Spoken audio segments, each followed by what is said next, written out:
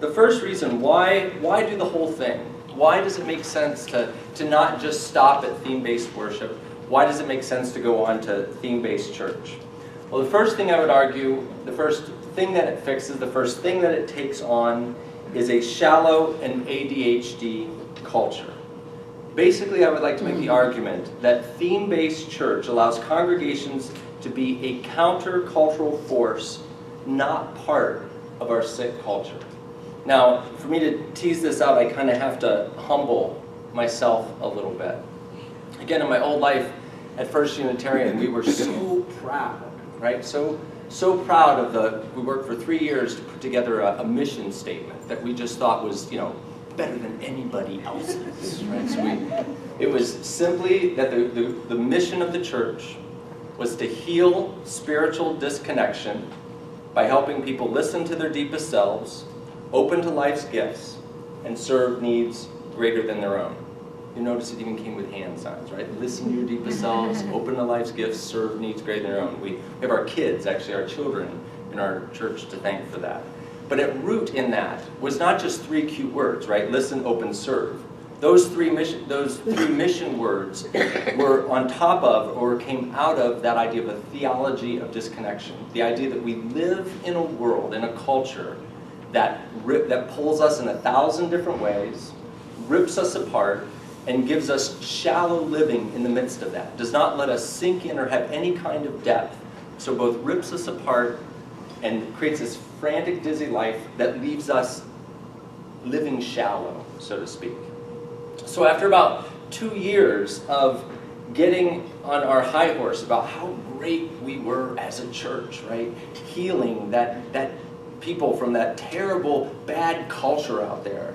There's basically 1 year where I went to, it's the Senior Ministers of Large Churches Conference. The senior ministers go there once a year, and as you probably would shock you, some ministers, we ministers of the larger churches of our movement sometimes have an ego problem, right? And so we all showed up, just to be helpful, right? We showed up with our program booklets, right? Who had the most programs? And I was super excited that year because mine had 32 pages. And is Galen, I don't know if Galen's here. Galen, I knew, only had 22 pages. So we had this big, and there was something about, right? There was something about having us all go around and show all these programs and these huge cafeteria offerings that we were giving to people. It made me go home and realize, my God, it made me sort of turn around. It's not just our culture that creates this manic situation. I was able to finally look at my church for the first time and see we were giving people what I thought was this wonderful cafeteria of options, right? But really what we were doing is saying, here's a plate, try this, and then yanking them away. Here, try this, try this, try this, and pulling them, we're creating this frantic thing where they didn't have time to even sit and eat or go deep into one thing. And it quickly became clear that this thing that I was so proud of, right? Cafeteria church that I thought was good was really just giving people indigestion, right? Now, well, let me call people. Please tell me I'm not the only one that kind of resonates a little bit. Yes. Yeah.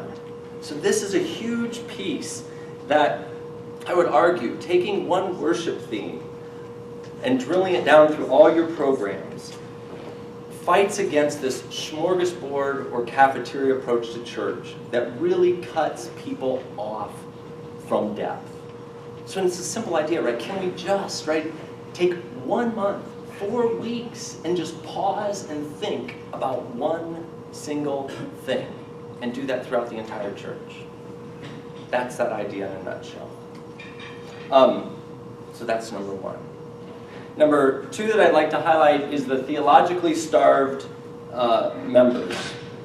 Now, we do not have an organizational system that lets them kind of dig deep into theology. And again, this is another reason that a year's worth of themes, and I'll be talking about this when we get to the practical part, if you design your themes so that they aren't just 10 cool themes, once a month, but if you tie those themes together with an overarching theme, or what I've come to call a meta theme, that allows you to tie those themes into a theology. It allows you to frame them theologically and allows you to use those themes as a way of helping your congregations start to get in touch with our theology. So a couple examples I give just real quickly, I don't want to go into it too much, is many people know Tulsa in Oklahoma is one of the pioneers of our theme-based stuff.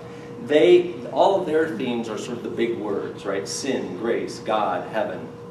And so the overarching theme there is we have a theology. We engage these theological terms differently than others. But that by tying all those themes together with that overarching message, they're able to address this theological illiteracy piece. The other thing is that we did, in my own setting, was we didn't do the big words. We were in a different context. If we would have done the traditional sin, God, angels, hell, heaven, we just would have turned off our folks. So we had it, what does it mean to be a people of blank? That's how we tied it. And the meta message there was that Unitarian Universalism is not just this adolescent believe whatever you want religion, but we are a religion that calls us to be a people of certain values, calls us to certain actions. And so every time you were dealing, it wasn't just a cool word you were exploring each month, but you were reminded again that this is a particular value that Unitarian Universalist calls us to live. Now, our values will be more broad. We'll have a bigger list than my Mennonite background, that had simplicity and pacifism and service. But still, it's the idea that we do have certain things that we ask people to lean into more than others. So I'll talk a little bit more about that, but that's the other big reason. The other one is just fragmented congregations. I already, there's a way in which when I started doing myself with theme-based ministry, I felt like I became like a convert, when Paul fell off his donkey, his eyes were like open. All of a sudden, I felt like I just looked at our congregations differently because I had a tool to heal this in some ways.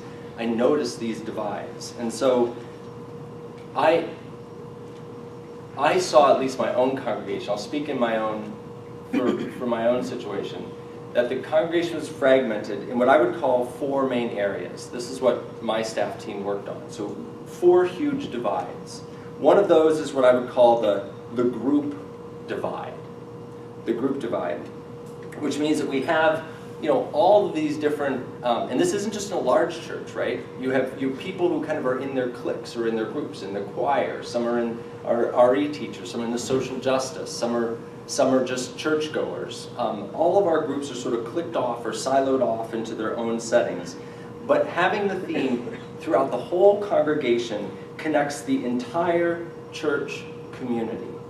Now, the best example I'll give, the time that I felt like we were really, really successful was when I walked through coffee hour one Sunday, and there was a group of, I know somebody who had gone just to worship that morning, a teacher who hadn't been in worship but had been working with the kids, another person who is our social justice person, who was at a table, and I'm sure this never happens in your church, but used that as an excuse to set up the social justice table rather than come into church, along with Fred, who I love, but always sat outside the worship and read the New York Times and only came to my political discussion group, right?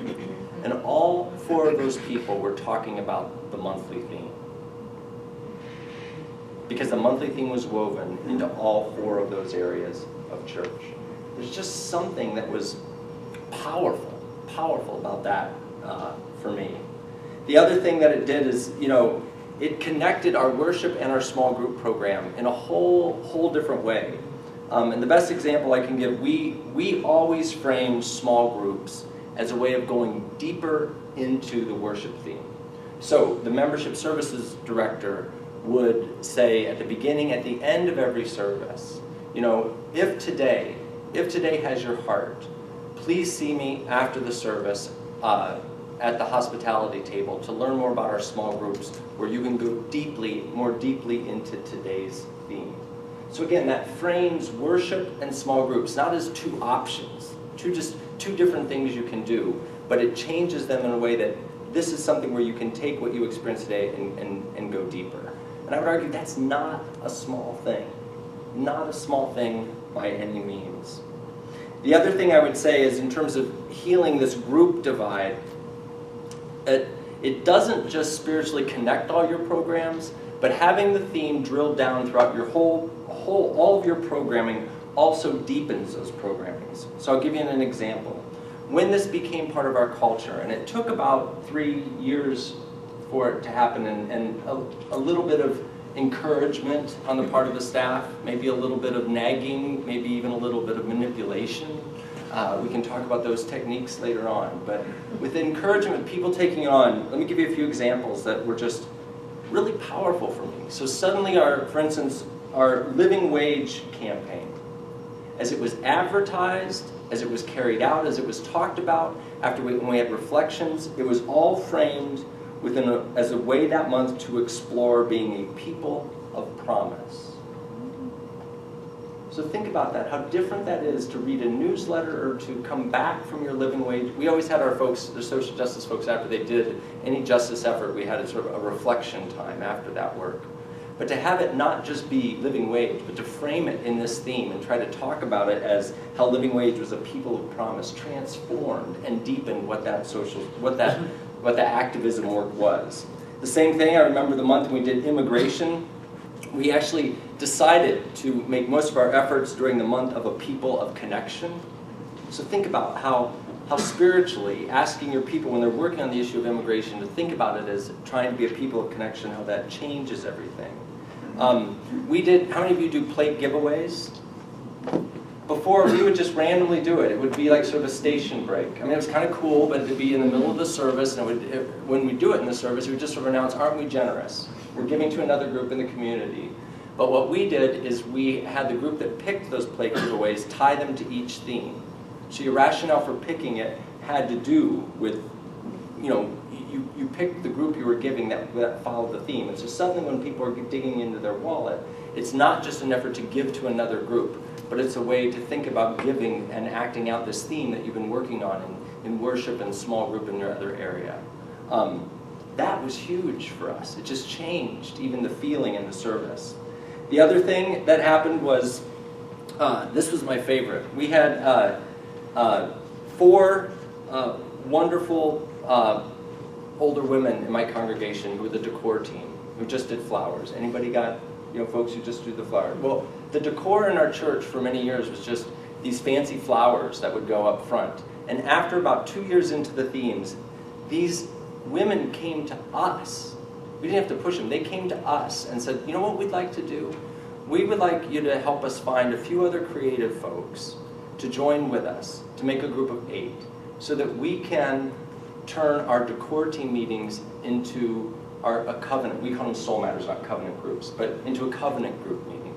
So what they would do on the last week of the month, they would meet and work on the theme, meet on the theme, explore the theme, and then they get together the first week of the next, and they would use their spiritual exploration on the theme to create this giant display for the rest of the month for worship.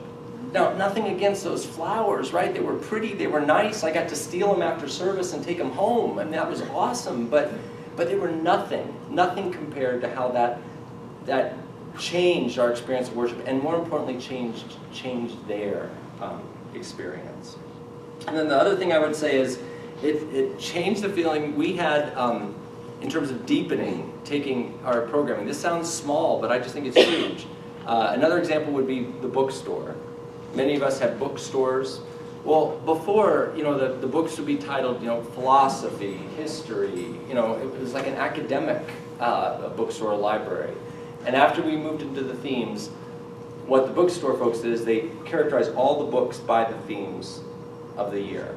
Again, what it turned into was the bookstore being, hey, aren't we a bunch of smart people who like to read, so we're going to help you do this, to here's a spiritual resource sitting at this table. Small, but I would argue huge when you start to add, all of these things up.